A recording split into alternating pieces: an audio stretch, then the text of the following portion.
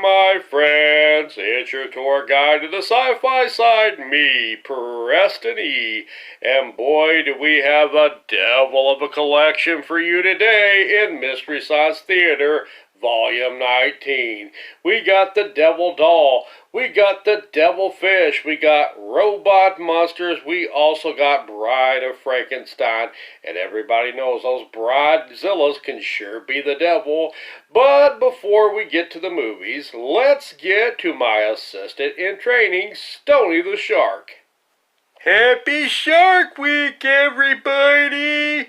I'm Stony the Shark, and I'm sure stoked to be here for this review of the Jaws movies. Stony the Shark? What? This isn't a review for the Jaws movies. What? This is a review for Mystery Science Theater Box Set, Volume 19. What? And it's also not Shark Week. It's the middle of November. Shark Week was in July.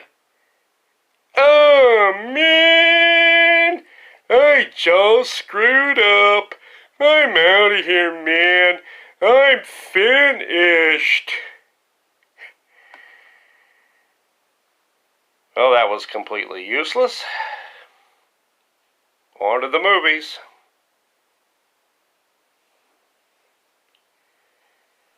Up first is the Robot Monster from Season 1. Before we get to the movie, we get the Invention Exchange. Dr. Forster and Dr. Eckhart demo the flaming whoopee cushion. This is a gas that really burns the pranky. Larry? Ready? Excuse me.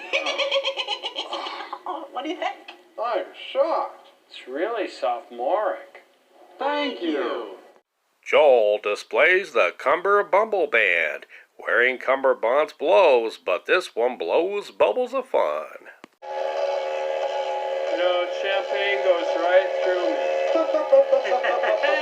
Before we get to the movie, we get not one but two Commander Cody shorts as Radar Man from the Moon Parts 4 and 5 gives us action-packed driving, flying, airplane crashes, and one of the funniest downhill rolls ever. Now, on to the movie.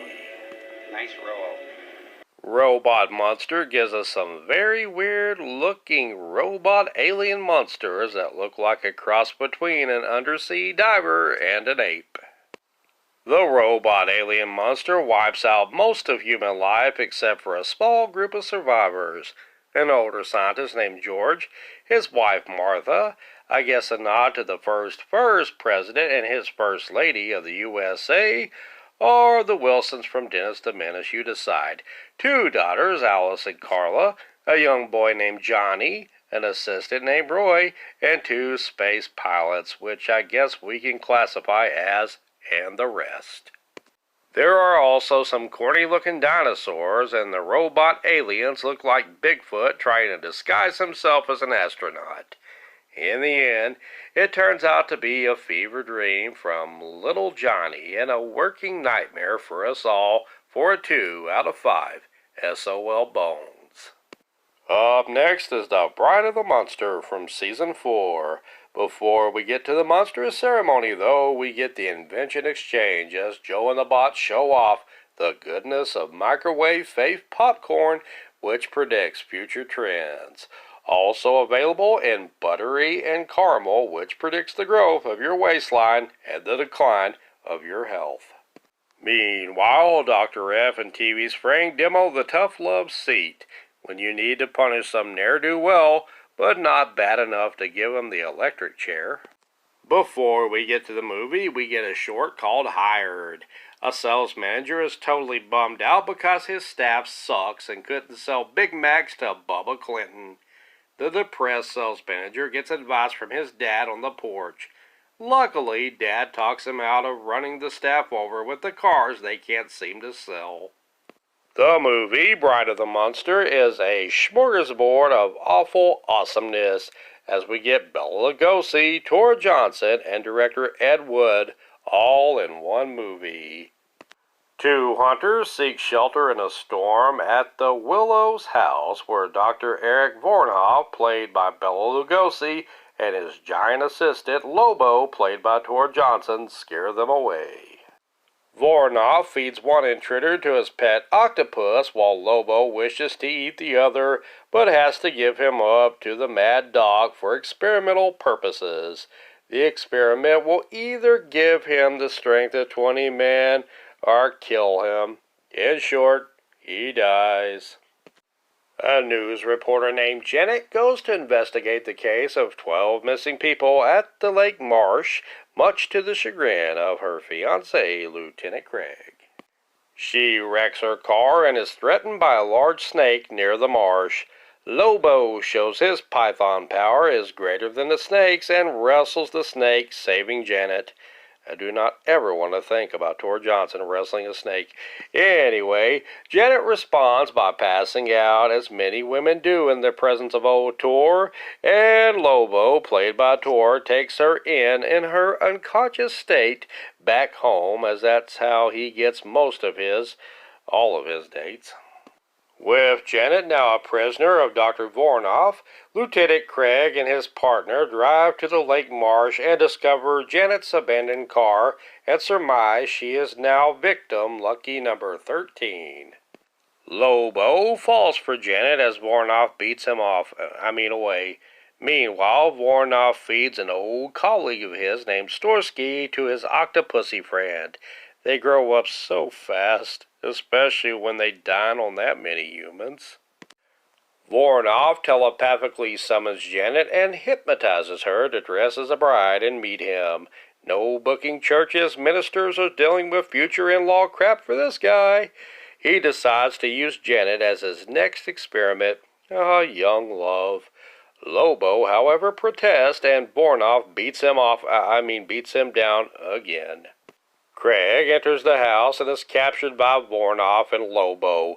Lobo attacks Vornhoff and beats him off, you know what I mean, as he is in love or lust with Janet. Lobo frees Janet and places Vornhoff on the operating table. Janet and Craig flee the house as Lobo and a now superhuman Vornhoff tussle and start a fire in the lab, promising that Billy Joe or we didn't start the fire, they did. Lobo dies, as does Vornhoff and the octopussy.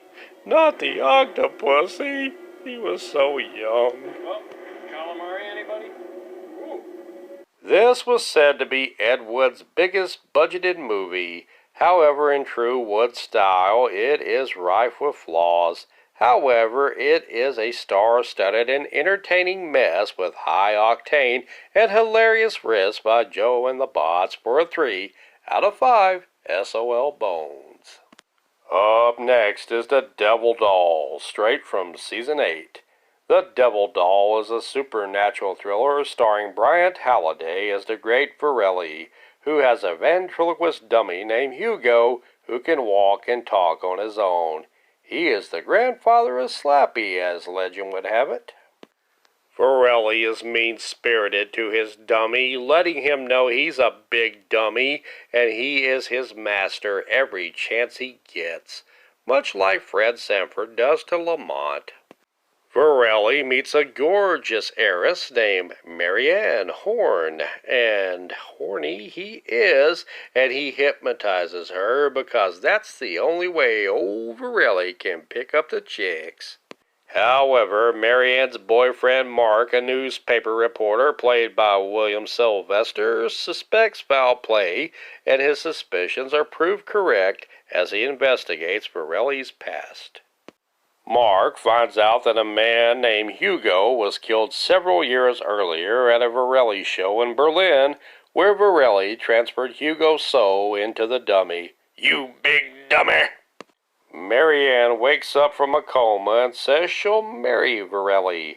Varelli brags how he'll transfer Marianne into a female dummy and tells Hugo he is being replaced by her. Hugo attacks Varelli, and Varelli's soul is transferred into the dummy's body. Who the big dummy now, you big dummy? In the whole segments of this episode of MST3K, Crow gets help from the Demon Pitch from Santa Claus fame, played by Paul Chaplin, to transfer Servo's body into a sexy-legged toaster strudel, while Mike is caged and dressed like Hugo the Dummy from the movie. The movie's dark and creepy atmosphere resonates perfectly in contrast to Mike and the Bot's on-point hilarious commentary for a 4 out of 5 SOL Bone. And finally, we have another devil of a movie in Devilfish from Season 9. In this movie, we have a marine biologist with a team that encounters a hybrid shark-octopus, sort of a sharktopus or a octoshark, maybe? Anywho, a Floridian coast has been ransacked by this creature, and the monster is due to a secret military experiment, of course. The creature feeds on swimmers and tourists, but in its defense, it is tourist season and they are fair game. Military scientists clash with Peter, Dr. Dickens, and their scientific team who are trying to stop it. Eventually, the team kill the thing off with flamethrowers. The J. Giles Band would approve, because they wrote a song called Flamethrower. Get it? This is awkward. This movie also gives us that 70s stereotypical ending with a lame joke told by one of the actors and a freeze frame of laughter through the end credits. Tom Servo and Crow give us possibly the world's record for longest fake laughter through the end credits. I'm finally getting my vacation. Where are we going? To the mountains. You're from Europe.